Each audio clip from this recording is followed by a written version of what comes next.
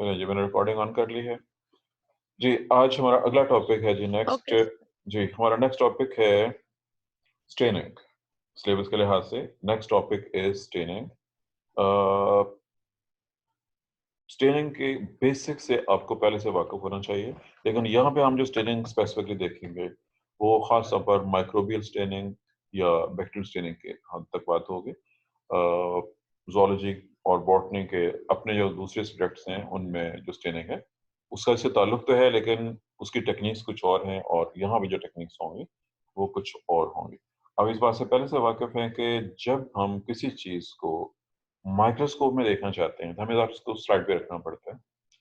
अगर वो चीज़ छोटी हो और उसका रिफ्रैक्टिव इंडेक्स पानी के करीब-करीब ही हो तो उसको क्लियर नहीं देखा जा सकता। चीज़ों को क्लियर करने के लिए स्टेन किया जाता है। मैंने ज़िक्र किया यहाँ पे रिफ्रैक्टिव इंडेक्स है, इसके कांसेप्ट से वाकिफ़ हैं पहले से कि नहीं? जी, समझते हैं कि नहीं समझते हैं इस चीज़ को? No response? चलें, बहरहाल इसका जो बैकग्राउंड है कि फिजिक्स में पढ़ा था ये आपने प्रिज्म के क्या पूछा है? एक चीज़, एक वक़्त में एक बोल लीजिए, आप 2-3 बोल रहे हैं। ये उमर ने कहा कुछ और साथ कौन बोल रहा था? आपने क्या पूछा है? पॉइंट ये है कि आपने कुछ चीज़ छोटे साइज़ की चीज़ देखनी है माइक्रोस्कोप पे, उसको आप रखेंगे स्लाइड पे, स्लाइड को रखेंगे माइक्रोस्कोप में और फिर आप उसको देखेंगे। क्या आप इस कांसेप्ट से वाकिफ़ हैं कि क्यों ज़रूरत पेश आती है, वो क्या वजह है चीज़ को देखने के लिए हमें स्टेन क्यों डालना पड़ता है? मैंने वो क्यों वाला पूछ लिया और ये ना हो कि आप कहें क्यों का जवाब नहीं है, इस क्यों का जवाब मौजूद है चूँकि किसी को इसका जवाब या ऑलरेडी मालूम हो, याद हो, पढ़ा हुआ हो किसी ने। सर एक तो उसकी जो आउटलाइंस है जो उसकी जी, उमर ठीक है, बताएँ। यस सर, एक तो उसकी जो शेप है, जो हुँ, उसकी फिजियोलॉजी है, एक तो उसको एग्जामिन करने के लिए, नहीं और जो उसकी जो इनसाइड के जो स्ट्रक्चर्स है, आपका जवाब गलत हो ऑर्गेनेलिज गया। है, नहीं, उनको नहीं, नहीं। कंट्रास्ट करने के नो, लिए। नो, नो, नो, आपका जवाब किसी और से में चला गया। आपने अगर फिज़ियोलॉजी का इस्तेमाल कर दिया, फिज़ियोलॉजी नज़र नहीं आती होती। और दूसरा जो आप बता रहे हैं, चूँकि पहली बात ये हो रही है कि क्या रीज़न है मैं स्टेन क्यों इस ये और सॉरी फिजियोलॉजी ये है, नहीं आप छोड़ दें। जो आपका मॉर्फोलॉजी है, सॉरी सर, मॉर्फोलॉजी नहीं वो मॉर्फोलॉजी हो लेकिन उसकी जो रीज़न बतानी थी ना, आपने रीज़न नहीं बताया और कोई जो और कौन बताना चाह रहा है? मॉर्फोलॉजी इसकी। और कोई जी? नदीम ने ऑन किया हुआ है कुछ, आप क्या बताएँगे? चलें माइक बंद कर लें। और कोई जी? कोई और स्टूडेंट? नदीम अपना माइक बंद कर लें। सर स्टेनिंग हम इसलिए करते हैं कि हम अंडर जी, माइक्रोस्कोप फरवा हैं। सिर्फ बाकी लोग बंद कर दें जी माइक। सिर्फ फरवा सर ऑन हम जो रखें। स्ट्रक्चरल बाकी सब बच्चे अपना माइक बंद कर दें, सिर्फ फरवा। जी, जी फरवा।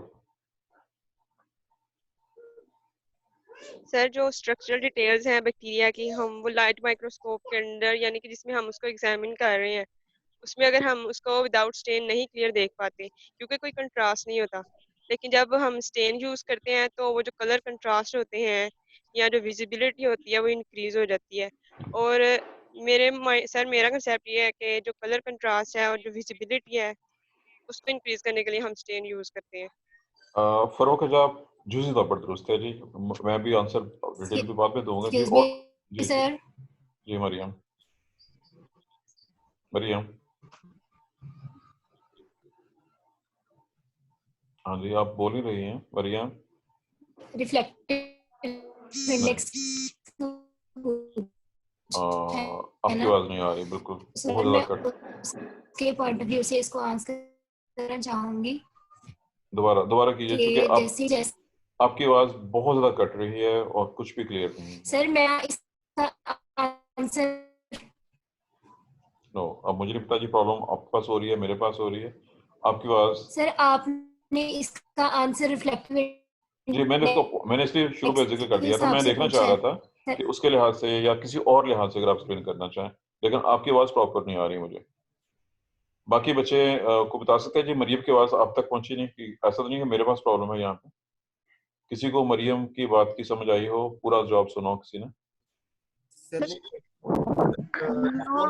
सर मरियम की आवाज अटक रही है। मरियम की आवाज अटक रही है। हाँ बिल्कुल ठीक है जी। मरियम आपका कोई है प्रॉब्लम जिसकी वजह से आवाज सर मरियम ने भी आंसर करना है, 1 मिनट। नहीं वो मरियम के नहीं नहीं आपके उसमें माइक मसला है, कोई कनेक्शन में मसला है, आपकी आवाज सर नहीं आ मैं रही। इसका आंसर रिफ्लेक्टिव इंडेक्स के पॉइंट ऑफ व्यू से देना चाह रही हूँ। जी ठीक है सर अब आवाज आ गई? जी, अब आ गई है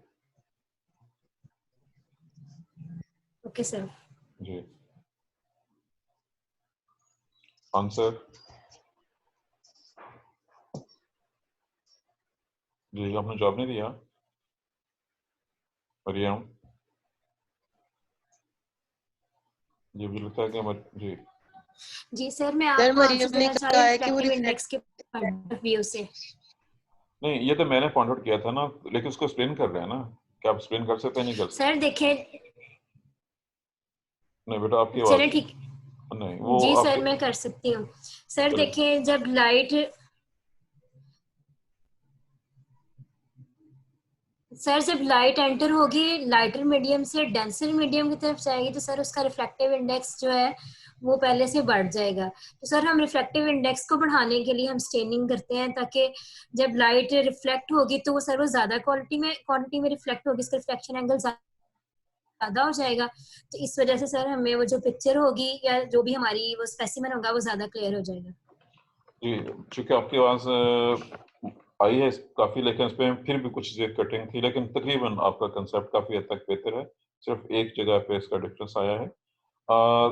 कोई और जवाब देना चाहे इसमें? सिर्फ एक पॉइंट कि आपने रखा हुआ है उसको स्लाइड के ऊपर, स्लाइड ग्लास से बनी हुई है। लाइट सर ये पहले पूरी बात सुन लीजिए। लाइट जो आ रही है वो पहले एयर में आई है, एयर से ग्लास में गई है, ग्लास से वो स्पेसिमेन जो कि बैक्टीरियम है उसमें गई है।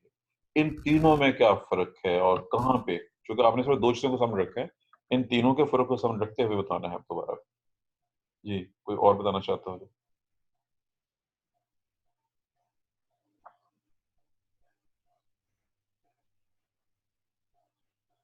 चलें जी, जवाब आने बंद हो गए हैं। सर मैं मरियम के पॉइंट ऑफ व्यू से नहीं, लेकिन मैं वैसे बताना जी जी ठीक है, बताएं सर। नहीं, सर हम स्टेनिंग बेसिकली करते हैं कि मतलब लाइव और डेड सेल्स को डिफरेंशिएट करने के लिए, ग्राम पॉजिटिव और ग्राम नेगेटिव को डिफरेंशिएट करने के लिए, और मेटाबॉलिक प्रोसेसेस को विजुअलाइज करने के लिए। नहीं, आपका सवाल किसी और तरफ चला गया है और वो आगे डिटेल में बात जा रही है। अभी सिर्फ जस्ट ये बात हुई थी कि हमें लिविंग मटेरियल को देखने के लिए स्टेन क्यों करना पड़ता है। उसके दो रीजंस हैं। एक जो मरियम ने रिफ्लेक्ट जो मैंने पॉइंट आउट किया था शुरू में, कि इसका एक तो इसका ये रेफरेंस है। दूसरा एक जनरल सी चीज है कि जो बैक्टीरिया हैं, प्रोटोजोआ हैं, जो सेल्स हैं, इवन जो ह्यूमन सेल्स हैं, उनमें कोई भी चीज चूंकि वो यूं समझिए कि वो ट्रांसपेरेंट है। आप यूं समझ लीजिए वो बहुत छोटे होने की वजह से दे आर जस्ट ट्रांसपेरेंट। लेकिन जब हम उनमें मुख्तलिफ कलरिंग मटेरियल ऐड कर दें तो वो विजिबल हो जाते हैं और हम इस चीज का फायदा उठाते हैं। ये था जी स्टेनिंग का बेसिक कंसेप्ट। और अब हम इसको लेके आगे चलेंगे। बैक्टीरिया को स्टेन करने के लिए, बैक्टीरिया और इन जनरल माइक्रोब को स्टेन करने के लिए स्टेनिंग टेक्निक्स कौन कौन सी? सबसे पहला लफ्ज है सिंपल स्टेनिंग। और ये भी याद रखिए, स्टेनिंग की इजाद किसने की थी? किसी को याद हो, पता हो? कौन सा साइंटिस्ट है जिसने सबसे पहले स्टेनिंग इस्तेमाल की थी किसी भी चीज को देखने के लिए, हिस्टोरिकल पॉइंट है?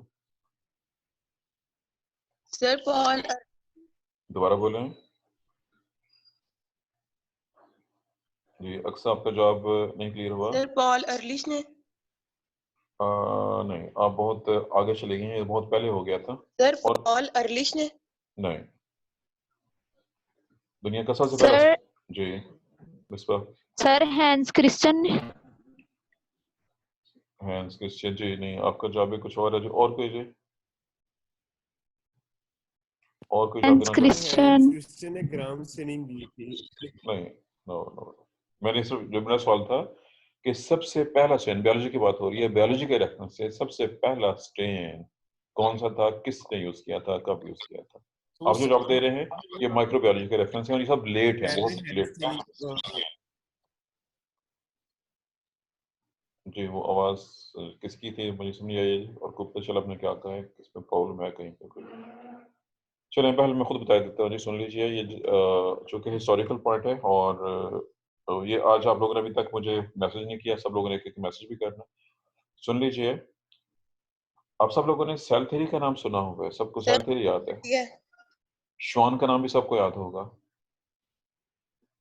थ्योडर श्वान का नाम सबको याद होगा। Schwann ji is the sir. First scientist who used first stain और उसने जो थी स्टेन की तरफ यूज़ की थी दैट वाज़ सैफ्रॉन।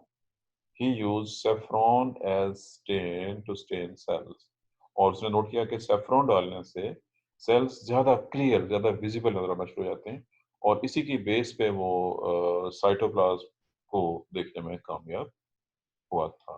पहले ये है जी उसका आंसर। जी, अब हमारा पहला जो पॉइंट है स्टेनिंग में, वो है सिंपल स्टेन। अगर आप एक सिंगल स्टेन डालते हैं किसी चीज़ को देखने के लिए, सिर्फ एक स्टेन, एक बुकेट में एक स्टेन, तो वो अब सिंपल स्टेन कहलाता है। आप जब बायोलॉजी लैब में काम करते हैं, आपको याद होगा मेथिलीन ब्लू एक जनरल पर्पस स्टेन है। इसको आप किसी भी चीज़ पे डाल सकते हैं, वो कम-बेश हर चीज़ को दिखा देता है। मेथिलीन ब्लू आपने देखा होगा कि अगर आपने इंटर लैब पे जब काम किया होगा, वो एनिमल सेल हो, प्लांट सेल हो, किसी भी किस्म के सेल हों, आप उनमें मेथिलीन ब्लू डालें तो वो विजिबल हो जाते हैं। चूँकि उसका जो काम था कि उस चीज़ को स्टेन करके उसकी विजिबिलिटी में इज़ाफ़े का बायस बन जाता है, चीज़ नज़र आना शुरू हो जाती है। ताहम इसकी कुछ खूबियाँ, खामियाँ भी हैं। अगर सेल के अंदर कुछ चीज़ें मौजूद हों, तो कुछ चीज़ें ज़्यादा डीपली स्टेन हो जाती हैं। अगर आपने कभी गौर किया हो, अगर मेथिलीन ब्लू को ज़्यादा देर तक रखें, तो वो न्यूक्लियस को ज़्यादा प्रॉपर स्टेन कर देता है, ज़्यादा क्लियर दिखाना शुरू कर देता है। अगर सेल के अंदर कुछ और चीज़ें हों, तो वो भी कुछ चीज़ें, नॉट ऑल, कुछ चीज़ें जो है वो ज़्यादा वाज़ेह हो जाती हैं दूसरों के मुकाबले। वेल ये है जी सिंपल स्टेन का इस्तेमाल। सिंपल स्टेन बहुत डीप डिटेल नहीं होता, सिर्फ जनरल मॉर्फोलॉजी नज़र आएगी और उसके अंदर से कुछ चीज़ें जो मेथिलीन ब्लू से स्पेसिफिकली स्टेन हो जाएँ, वो उसमें थोड़ी बहुत आपको नज़र आएँगी।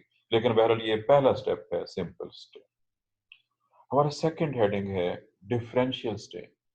डिफरेंशियल डिफरेंट से निकला है और डिफरेंट के लिए कम से कम 2 की शर्त होती है। अगर आप 2 स्टेन यूज़ कर रहे हो तो आपका स्टेन डिफरेंशियल स्टेन कहलाएगा। आपने इसकी थ्योरी, इसका बैकग्राउंड पढ़ा हुआ है ऑलरेडी और ये था जी सेमेस्टर 2 बॉटनी। जी, किसी को याद है वो वाला बैकग्राउंड डिफरेंशियल स्टेनिंग जो कि आपने बॉटनी के रेफरेंस से सेमेस्टर 2 में पढ़ा था? कोई बताना चाहेगा?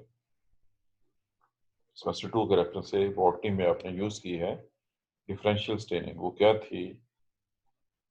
एनीवन हू रिमेंबर्स? सर जी, yes sir.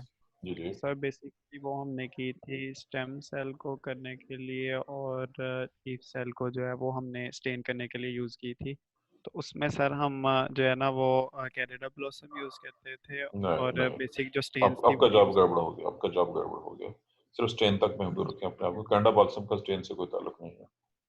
Sir okay gram sir. State नहीं, मैंने बॉटनी के रेफरेंस से पूछा, चूँकि आपने ये यूज़ किया हुआ है, आप लोग सेमेस्टर 2 में बॉटनी पढ़ चुके हुए हैं और स्टेनिंग उसका हिस्सा थी।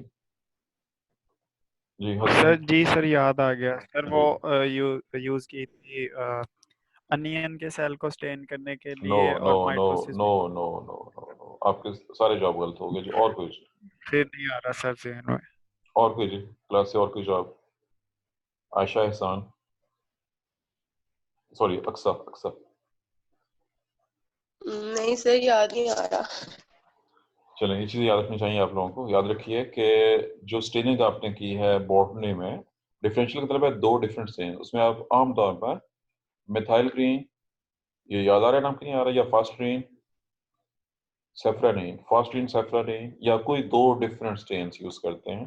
जब आप 2 डिफरेंट स्टेन, उसका मकसद होता है कि प्लांट के अंदर से 2 डिफरेंट किस्म के सेल्स को डिफरेंशियली स्टेन किया जा सके। मसलन वही जो मेथड था, फास्ट्रीन सेफ्रानीन वाला या फास्ट्रीन इयोसिन वाला, ऐसे हीमोटॉक्सिन इयोसिन वाला एनिमल्स पे भी यूज़ किया जाता है। इसमें कुछ सेल्स एक कलर में, कुछ दूसरे में। फास्ट्रीन में फ्लोएम के सेल ग्रीन होंगे और जो जाइलम के सेल हैं वो रेड में स्टेन होते हैं। ये इसकी बेसिक टेक्निक है कि सेल के कंटेंट पे बेस करते हुए 2 डिफरेंट चीज़ें 2 डिफरेंट स्टेन देती हैं। ये मैंने बॉटनी के रेफरेंस से ज़िक्र किया। अब उस बैकग्राउंड को सामने रखते हुए हम आ रहे हैं अपने असल क्वेश्चन की तरफ जो कि हमारा बहुत इंपॉर्टेंट है। बैक्टीरिया में डिफरेंशियल स्टेनिंग जो है वो ग्राम पॉजिटिव स्टेनिंग, आप इस नाम से वाकिफ हैं और अभी बच्चों ने जो जवाब दिया था सर हैंस क्रिश्चियन ग्राम 1885 वो साइंटिस्ट जिसने ये टेक्निक इजाद की। इसके 4 स्टेप्स हैं, आप उन चारों स्टेप्स से वाकिफ हैं मेरे ख्याल में, ये आपने की हुई है पहले से कि नहीं, क्योंकि ये भी शामिल थी आपकी बॉटनी के सेमेस्टर 1 में थी ग्राम स्टेनिंग, याद है भूल चुकी हुई है? बॉटनी सेमेस्टर 1 आपका ग्राम स्टेनिंग शामिल है वहां पे, याद है भूल गई हुई है? सर वहाँ वाली सर तो यार मुझे शायद सर भूल भी वैसे तो पता है कि गई। इसमें क्या होता है, जी परफॉर्मेंस का नहीं याद। श्योर, ठीक है जी, मैं रिवाइज करा देता हूँ। आपने सबसे सर पहले इसमें हम पहले स्मीयर जी ठीक है बताएं। करते हैं सर और ये उसके बाद पता है कि क्रिस्टल इसमें एक वॉटर। क्या एक होता है? सिर्फ एक स्टूडेंट अब अक्सर सिर्फ जवाब देगी, बाकी चुप रहे हैं।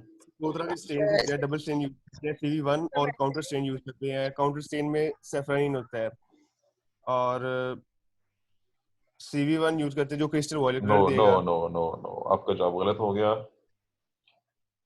CV1 कोई चीज नहीं है जो आपने, जैसे CV1 आपने बता दिया है ऐसे CV1 कोई चीज नहीं होती है जैसे आप बता रहे हैं। क्रिस्टल वन आपने CV1 तो तो कॉम्प्लेक्स बस चुप हो जाए, प्रोटीन और नो पॉलीपेप्टाइड तुकास, का कॉम्प्लेक्स। नो तुकास, नो तुकास जी। अक्सर अक्सर सर इसमें हम सबसे पहले स्मेयर बनाते हैं, फिर उसके बाद उसको फ्लेम पे ड्राई करते हैं और क्रिस्टल वॉयलेट डाल के और ग्राम उसको वॉश करते हैं, फिर ग्राम आयोडीन डाल के वॉश करते हैं और इसके ऊपर काउंटर स्टेन जो हम कार्बन फ्लुक्सन यूज करते हैं या सैफरानीन वगैरह यूज कर लेते हैं और उसको फिर लास्ट पे ड्राई करके ब्लॉटिंग पेपर के साथ उसको देख लेते हैं। चलें, ये अक्सर का जवाब बाकियों से बेहतर है, इसमें बहुत सी खामियां हैं लेकिन बाकी पूरी क्लास से अक्सर का जवाब ज्यादा बेहतर है। स्टेप्स को कुछ कुछ याद है, कुछ कुछ इसने गड़बड़ की हुई है। बहरहाल ये चूंकि बहुत ही सर जी परवाह सर जी सर स्टेप सर के मैं बाद इसका बताऊं, सर मैं जी इसका स्टेप सही से बता दूं जरा। नहीं, सिर्फ स्टेप नहीं बताने, साथ सर उसकी थ्योरी भी बतानी है साथ। जी सर, चल चलो थ्योरी बताएं। ही यही सर के जो इसने बताया है कि फिक्स करने के बाद हम उसको क्रिस्टल वायलेट से स्टेन करते हैं। क्रिस्टल वायलेट से स्टेन करने के बाद हम इसको आयोडीन से 1 मिनट के लिए वॉश करते हैं ताकि वो डीकलराइज हो जाए। नो इसमें नो हमने no different no no no, sir गड़बड़ हो गई, गड़बड़ हो गई, सर सर छोड़ डिफरेंस अल्कोहल से करने के वॉश लिए करते हैं। ग्राम छोड़ पॉजिटिव और ग्राम नेगेटिव अब केस। जहां भी गड़बड़ करेंगे तो सत्यानाश हो जाएगा ना सारे, इसलिए छोड़ देना रहने सर दीजिए। सर सर अल्कोहल से वॉश करते हैं। नहीं ठीक हो गया, ये उस्मान ने जवाब दिया, इसने ये मजहर ने जवाब दिया ये वाला जी सर, वॉश करना। अल्कोहल जी से जी वॉश करते हैं हम चलें बहरहाल डीकलराइज करने के लिए। नहीं, बस वो गड़बड़ हो गई उसके जब आप बाद हम इसको बस कर दें, जब आप दरम्यान में इतना गड़बड़ कर देंगे तो सारे का सारा कंसेप्ट खराब हो जाएगा बाकी क्लास का भी। बहरहाल मैं देखिए देखना चाह रहा था जी आप अब तक क्या पढ़ा हुआ है और उसकी थ्योरी कहाँ तक आपको याद है, तो उसका जवाब बड़ा ही गलत निकला है, आपने तो खासी गड़बड़ की थी।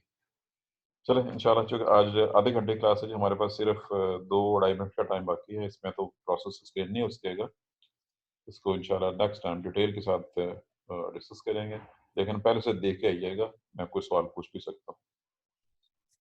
आप लोग जो कुछ याद रखिए कि जो चीज़ें पढ़ी होती हैं उनका बेसिक कंसेप्ट जो है वो कुछ ना कुछ आपके जहन में होना चाहिए, वगरना ज़ाहिर है कि फिर वो जो कुछ पढ़ा उसका मकसद फौत हो जाता है। अच्छा ये बताइए, आपकी क्लासेस प्रॉपर चल रही हैं, कहीं कोई प्रॉब्लम तो नहीं फेस कर रहे आप लोग क्लासेस के हवाले से? कोई प्रॉब्लम तो आप फेस नहीं कर रहे हैं कहीं पे भी? नो सर क्लासेस नहीं चल रही।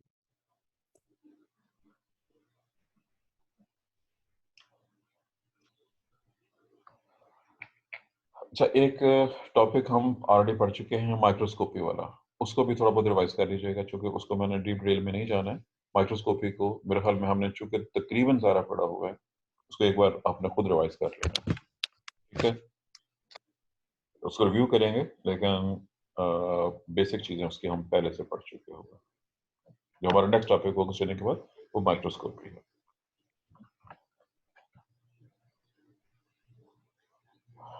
जी उस्मा खालिद अब ज्वाइन करना चाह रही है जी एट दी 11th आवर मुहावरे के मुताबिक, और एक्चुअली 12th आवर बढ़ चुका है जी, बस आधा मिनट बाकी है। सर वो ना कुछ बच्चों को हमें भी आज ही पता चला कि हमारी क्लास जो है वो हाफ एन आवर की होती है। चलें, ये मुझे पिछले हफ्ते पता चल गया था। बहरहाल फ्राइडे वाले दिन हाफ एन आवर की क्लास चलेगी जी आपकी। जो रूटीन में चल रहा था, जो आखिरी पीरियड है फिर वो कंफ्यूज हो जाते हैं, वो आपस में मिक्स हो जाते हैं फर्स्ट और सेकंड शिफ्ट के, इसलिए दोबारा वही वाला फ्राइडे के दिन हाफ एन आवर किया गया। चलें जी, अल्लाह हाफ़िज़, फ़ी अमान अल्लाह।